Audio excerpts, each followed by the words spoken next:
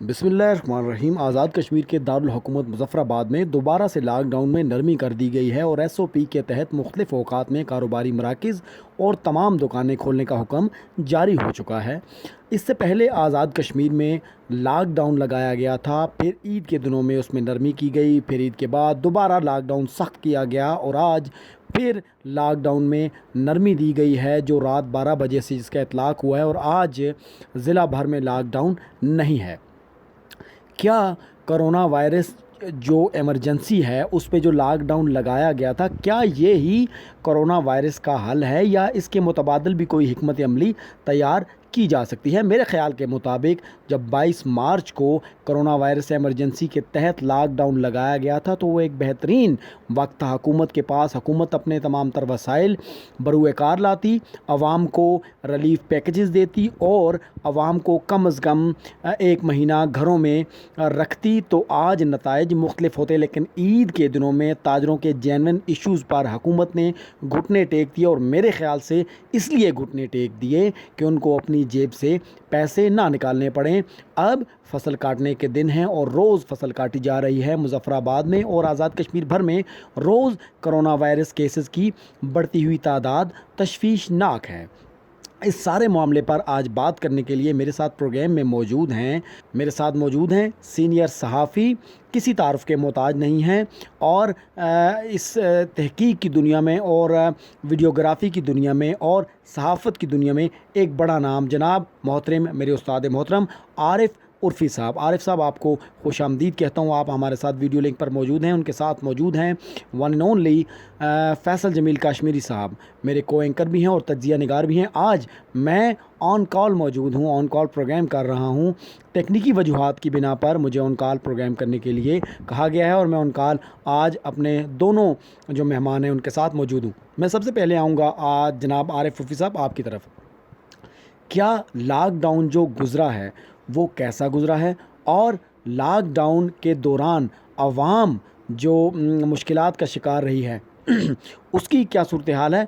और मुझे ये बताइए कि क्या कोरोना वायरस इमरजेंसी का जो लॉकडाउन में ये जो खेल जारी है, कभी लॉकडाउन कर दिया जाता है, कभी लॉकडाउन बंद कर दिया जाता है, कभी खोल दिया जाता है, क्या यही हल है या कोई और हल भी है? इसका ज़रा तफसील से जवाब दीजिएगा जी।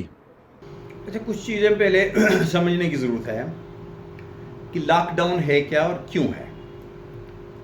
जो ये वायरस है कोरोना, इसका इंक्यूबेशन पीरियड जो है वो 14 दिन है और 14 दिन में पता चल जाता है किसी आदमी को कोई इन्फेक्टेड हुआ तो पता चल जाता है कि वो कोरोना वायरस में मुब्तला हुआ है या नहीं हुआ। और लॉकडाउन करने का मतलब ये है कि जब अब ये पता चले कि किसी जगह पे वायरस फैल रहा है तो हम लॉकडाउन करके जहाँ पे जो आदमी खुदा न खास्ता इससे मुतासर हो गया है तो उसमें वो अलामात ज़ाहिर हो जाएं और उसके बाद हम उसकी ट्रीटमेंट करें। तो सिर्फ लॉकडाउन करना कोई मकसद नहीं है। जैसे आप देख लें दुबई खोल दी उन्होंने, अमारात के बहुत सारे शहर खोल दिए उन्होंने, सऊदीया के बहुत सारे शहर खोल दिए, ज़िंदगी आम उसके ऊपर चलना शुरू हो गई, रूटीन में आ गए लोग। हुआ ये कि वहाँ पे उन्होंने लॉकडाउन किया, पर्टिकुलर एरियाज़ को उन्होंने रैंडम टेस्ट किए और फिर उसके बाद जिन एरियाज़ के अंदर उनको ज़्यादा कोरोना वायरस की अलामात मिली तो उस इलाके को मुकम्मल बंद करके तमाम लोगों का टेस्ट लिया। अब कहा जाता है कि हमारे पास वसाइल नहीं है, तो ये वसाइल हमने ही ख़त्म किए ना, हमारे पास ये वसाइल होना चाहिए थे। इतना अरसा ये जो हमने जो ख़र्च किए तो ये हमें 70 साल में अपने लोगों के ऊपर ख़र्च करना चाहिए था ना, बजाय इसके कि हम उसकी फजूल लले जो है उनके ऊपर हम ख़र्च करें। अगर हमारे पास ये रुपए होते तो हम लोगों के टेस्ट कर चुके होते, जब लोगों के टेस्ट कर चुके होते तो इस वक्त तक हमारे पास क्लियर हो चुकी होती, ज़िंदगी हमारी रूटीन के ऊपर आ चुकी होती। और फिर ये जो बात कर देना कि हमने लॉकडाउन कर लिया, हमने इलाके बंद कर दिए, हमने फलां कर, अच्छा जो इलाके हमने बंद किए वहाँ पे जो लोग मुतासर हुए उन लोगों के साथ हमने क्या किया?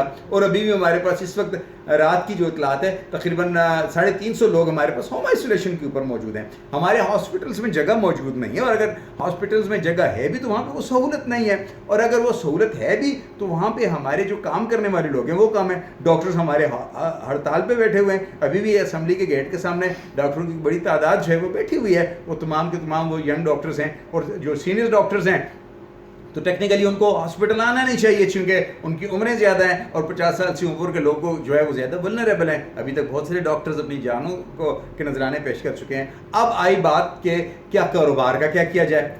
تو کاروبار کو اتنا مسئلہ نہیں ہے, کاروبار کو بہتر کیا جا سکتا ہے. جب جنگ ہو جاتی ہے, کسی علاقے میں جنگ ہو, بہت اپنا بمباری ہو رہی ہو, ایئر اٹیکس ہو رہی ہوں, تو کیا اس زمانے میں آپ دکانیں کھولیں گے, آپ کاروبار کھولیں گے, اسکول کھولیں گے؟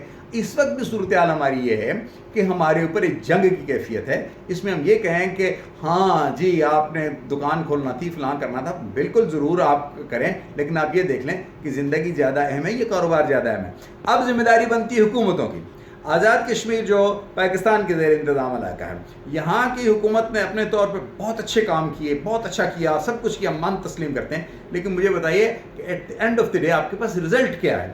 آج کی ہماری جو فگر ہے وہ 930 سے اوپر چڑھ گئی ہے, اور شام تک رپورٹ آنے تک یہ اور 20 25 30 50 آدمی اور اس میں جو ہے نا وہ شامل ہو جائیں گے. تو ہمارے پاس تو اس وقت تک جو WHO کا کہنا ہے وہ یہ ہے کہ کم از کم 2% لوگوں کا ٹیسٹ ہونا چاہیے. تو 2% لوگ, آزاد کشمیر کی 45 لاکھ کی آبادی کا 2% کیا بنتا ہے؟ ہم نے تو اس وقت تک 12-15 ہزار ٹوٹل ٹیسٹ کیے ہیں.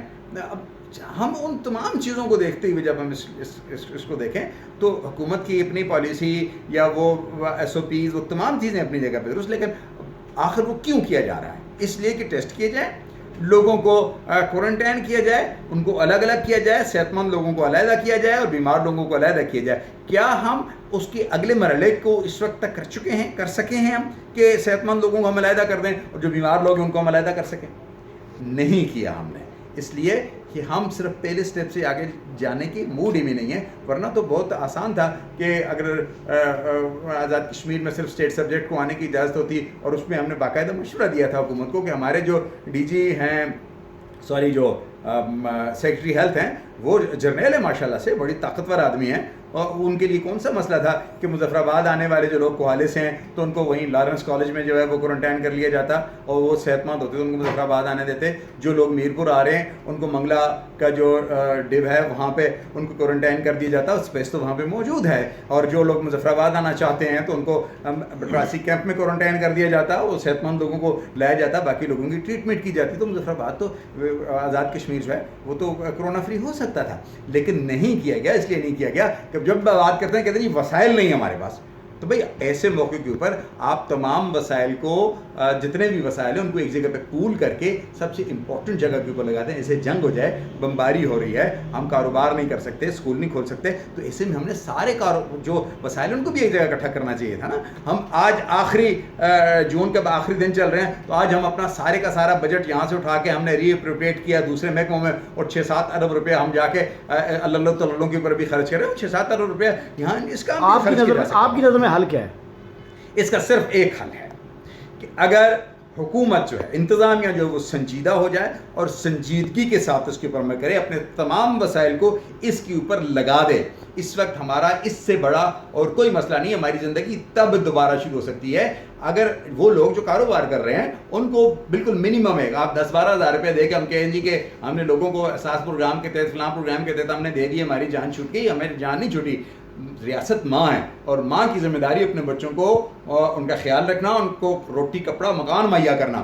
ہم ان اللہ تعالیٰ کے لیے جہاں پہ روپے خرچ ہو رہے ہیں ہم اس کی بات نہیں کر رہے. 10 کروڑ کا اگر ٹھیکہ ہوتا ہے, 10 کروڑ کے ٹھیکے کا باہر جا کے مکمکا ہوتی ہے, وہ کروڑ روپیہ وہاں جا کے اپنا متعلقہ محکموں کو دے دیتے ہیں, وہ آگے ٹھیکیدار پیمنٹ کرتا ہے, ٹھیکیدار آگے سب لیٹ کرتے اصل جگہ پہ تو 2 کروڑ روپیہ لگتا ہے, 8 کروڑ روپیہ یہ کھا جاتے ہیں. یہ اس لیے ہے کہ ہمارا سسٹم ٹھیک نہیں ہے. ہم لوگوں نے چند ایک لوگوں کو بدماشی کا لائسنس دیا ہوا ہے, وہ چند ایک بدماشی کے لائسنس والے لوگ ہمارے اوپر جو ہے وہ مسلط ہیں اور وہ ہمارے وسائل کو لوٹ کے کھا رہے ہیں. اس موقع پر حکومت آزاد کشمیر کو چاہیے کہ اپنے تمام وسائل کو پول کرے. ایمرجنسی نافذ ہوئی ہے اور اس ایمرجنسی کا فائدہ اٹھاتے ہوئے وہ تمام جتنے بھی اپنے وسائل ان کو ایک جگہ پہ پول کر کے صرف کورونا کے لیے استعمال کرے.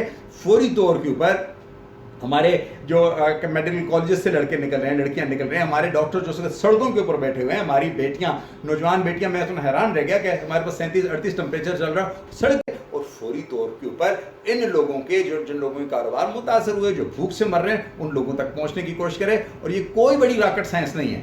تمام لوگوں کے شناختی کارڈ نمبر موجود ہیں. ہر شناختی کارڈ نمبر کے اوپر جہاں جہاں پہ کوئی بینک اکاؤنٹ موجود ہے کوئی مسئلہ نہیں ہے. ان تمام بینک اکاؤنٹس میں سرٹن اماؤنٹ جو ہے فوری طور کے اوپر ایک صرف انوائس کے ذریعے اسٹیٹ بینک منتقل کر سکتا ہے رقم. صرف آپ کرنے والے بنے تو ایشو کوئی نہیں ہے. آپ کو بڑی لسٹیں بنانے کی بھی ضرورت نہیں ہے, کرنے کی بھی ضرورت نہیں ہے, سب کچھ ہو سکتا ہے. لیکن where there is will there is way. اگر نہیں ہے تو پھر بے تاشا میری بھی وہ ہیں بہانے ہیں, اس کو ہوشتوں کا ڈھیر ہو جاتا ہے جس وقت بندہ کو کام کرنا نہ چاہے. جی فیصل صاحب, آج پورے شہر میں بجٹ کی بعض گشت ہے اور اس دوران ایسا بھی ہوا ہے کہ 2-3 جگہ پر مظاہرے بھی ہوئے ہیں بجٹ کے جو خلاف ہوئے ہیں. ایک لیپا والوں نے کیا ہے, پھر ینگ ڈاکٹرز جو ہیں وہ سراپا احتجاج ہیں. مجھے یہ آپ بتائیں کہ سب سے پہلی بات تو یہ ہے کہ آج کل پوری دنیا میں کرونا ہی چل رہا ہے.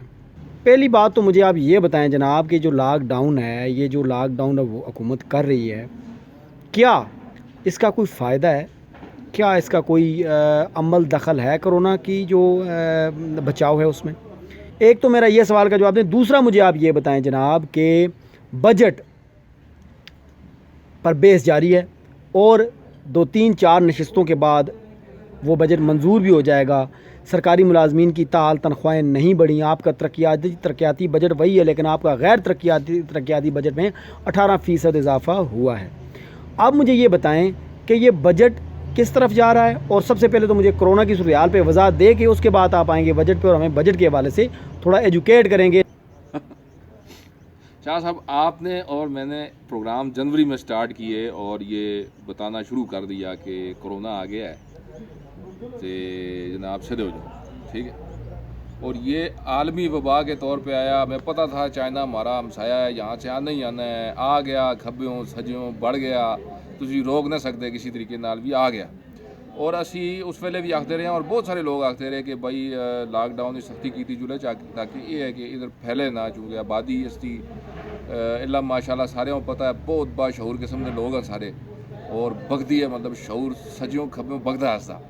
یہ بھی اسوں اچھی طرح اندازہ ہے. پھر اسٹی جڑی ہیلتھ فیسلٹیز ہیں ان کا بھی سارے اندازہ ہے. ٹی وی پروگرام بھی لوگ کرتے رہے, سارا کچھ کرتے رہے. مطلب بولنے میں تو میں بھی بہت بڑا بادشاہ ہوں, تسی بھی وہ تو سارے ہیں, لیکن عملی طور پر بالکل ناکارہ اور فارغ ہے سارے. لہٰذا کرونا بڑھ گیا, ٹھیک ہے جی. کوئی ایسا لاک ڈاؤن نہیں ایسی جناب بٹن جس طرح آن آف کر دیں اس طرح لاک ڈاؤن بڑھایا تھا. یعنی کچھ جگہ لاک ڈاؤن ہے, کچھ جگہ لاک ڈاؤن نہیں.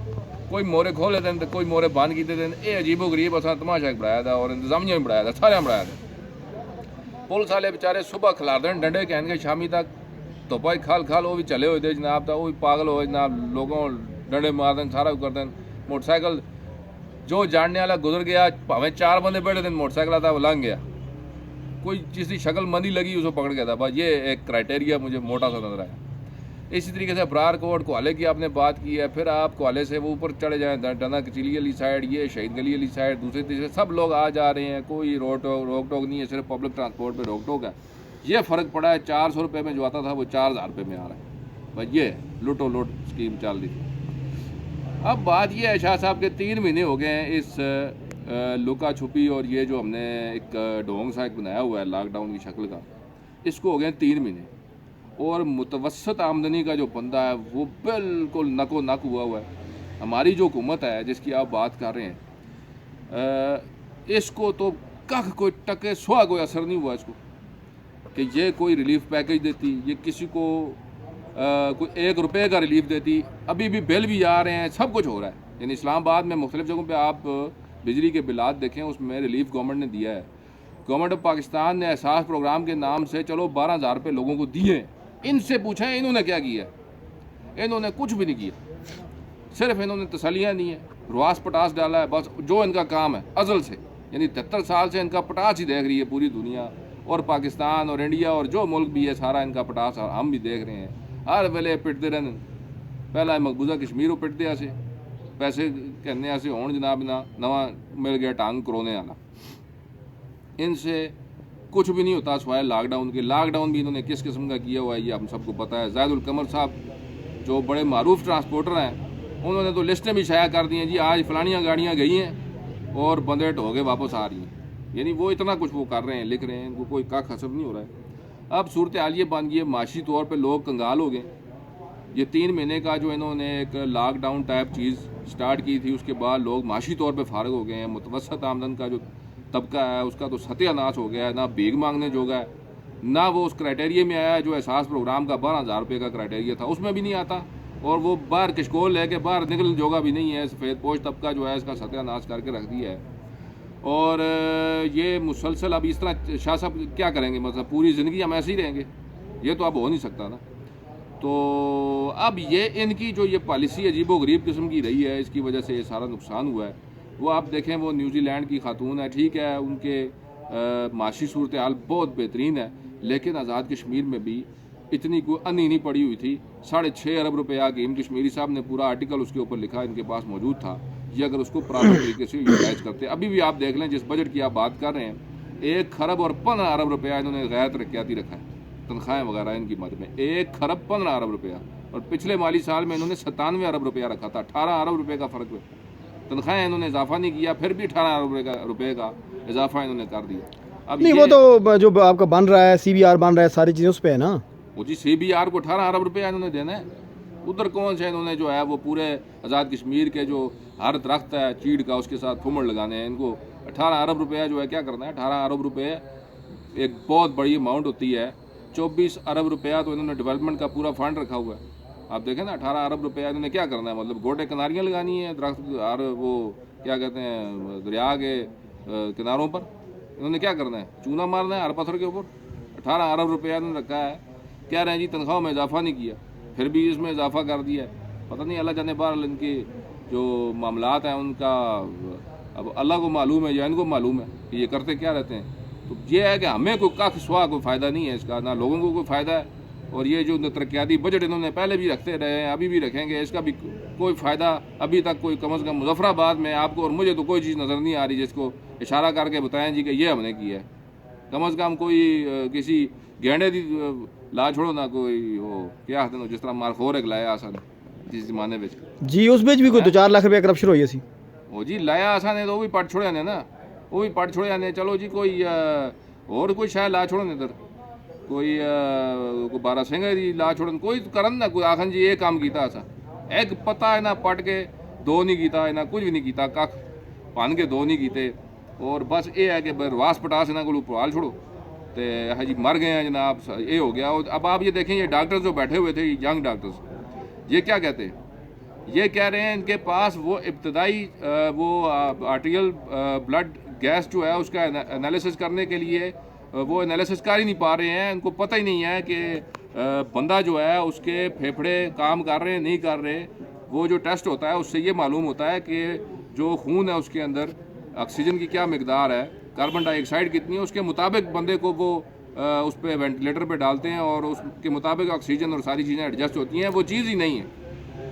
وہ کہہ رہے ہیں جی ہیپا فلٹر دیں، کچھ بھی ان کو دے نہیں رہے ہیں.